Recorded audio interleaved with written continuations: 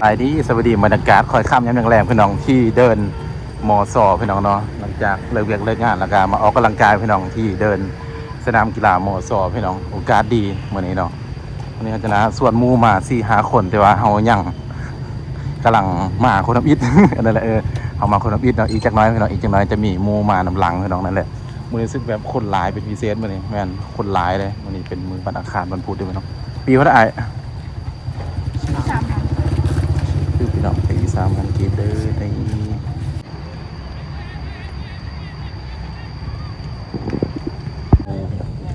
ผู้แสดผู้สาวก็หลายพี่น้องวันนี้กับคนก็หลายแม่น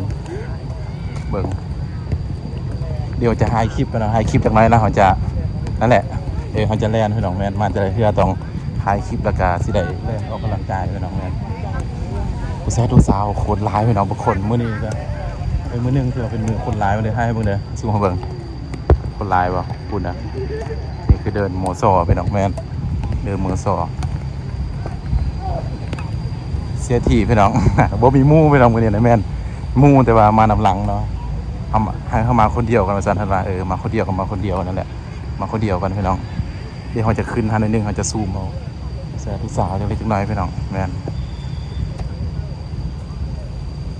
มื้อนี้ก็คนหลายแล้วพี่น้องแม่นคนหลายแล้วแหละตอนนี้เวลา 6 โมงพี่น้อง 6 โมงช่วงนี้มันยังบ่ค่ำเลย6 โมงแม่น6 โมงมันยังบ่ทันค่ำเลยเด้อสุดท้ายจะมีนักเรียนนักศึกษาพี่น้องหลายนะมีแต่นักเรียนเลยสุดท้ายนะในนักเรียนนักศึกษาเลย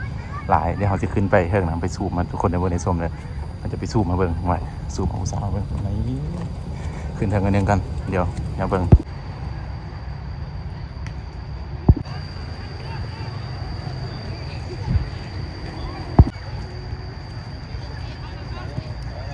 พี่น้องปองไปกันนี่หาอินเสิร์ตนิดนึงพี่น้องหาอินเสิร์ตแล้วก็เก็บบรรยากาศนิดนึงเพราะว่ายางของบริมาโดนเติมเราก็ถ่ายบรรยากาศให้ทุกคนในเบิ่งในส้มเนาะหลังจากของบริมาโดนเติมมือนี้เป็นมือคนร้ายอีกมือนึงพี่น้องแต่ก็หาหมูกันเนาะหาหมูมากันหมูยังบ่ทันมาอยู่อีกจักน้อยนึงพี่น้องจะมีหมูเข้ามาแล้วเขาจะมีบอลเตะบอกเตะบาสนี่กันเนาะแม่นยิบพี่น้องมือนี้จะสูงมือสาวเลยเด้อสูงมือสาวเลยเด้อทุกคนแล้วบ่เห็นเฮามาสูงมือสาวจะสูงมือสาวทุกคนในบ่ได้ชมเลยสิเป็นจังไดพี่น้องอยู่แถวมอซอส่วนแล้วจะมีนักศึกษาส่วนหลายเนาะนะเพราะมันไกลโรงเรียนไกลมอซอเด้นักศึกษาเป็นส่วนเฮาเด้คนลาวเด้เนาะพี่น้องมาเตะบาสพี่น้องเบิ่งเตะบาสในคักได้แม่นเตะบาส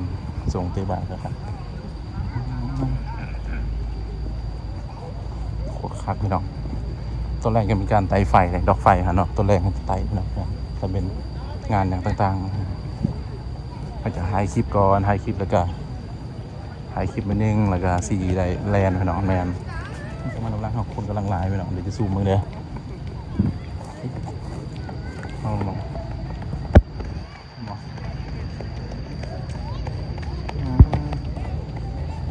นี่พี่น้องไม่คนหลายแท้เลยอยู่วันเตะบานกับเตะบานพี่น้องแม่นอยู่วันเตะบานกับเตะบานอยู่ที่จังไหนวะที่มายางกับมายางพี่น้องมายางกับมายางต้องมาไล่ยาหางพี่น้องสาวหลายมูนี่แหละพี่น้องแม่นเหมือนเขาสิได้แลนพี่น้องอีกจักหน่อยก็เนาะยางหอบนึงกันนะสิได้แลนแล้วก็ทามูมาพี่น้องแม่นทามูเปลี่ยนกันเปลี่ยนตัวเป็นอย่างพี่น้องแม่นสบายอยู่เทิงก็มีคนนั่งแล้วอยู่โซนนั้นเทิงก็มีคนนั่งเลยเห็นบอกนั่งเลยพี่น้องแม่น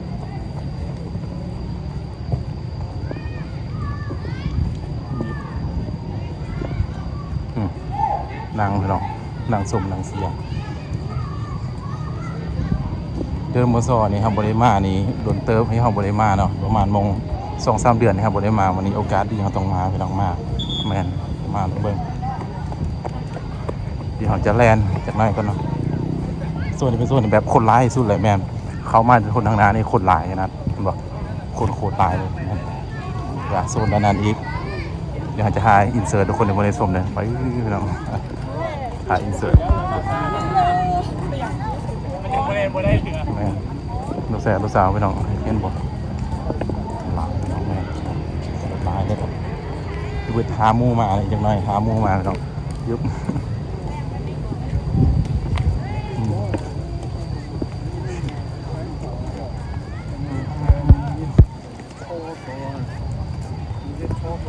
เดี๋ยวจะเปิดหมูก็มาแล้วเดี๋ยวจะให้อินเสิร์ตนิดนึงก่อนปุ๊บปั๊บซะเลยปุ๊บปั๊บปุ๊บปั๊บปุ๊บปั๊บเลยไม่ มาจุ่มหอมหนึ่งพี่น้อง หอมหนึ่งพอดีเนาะเดี๋ยวผู้สาวก็โคตรลายเลยนะส่วนลายมันเด็สาวโมซอพี่น้องแม่นมือหนาจะซื้อไมตี้แบทมาตีพี่น้องแม่น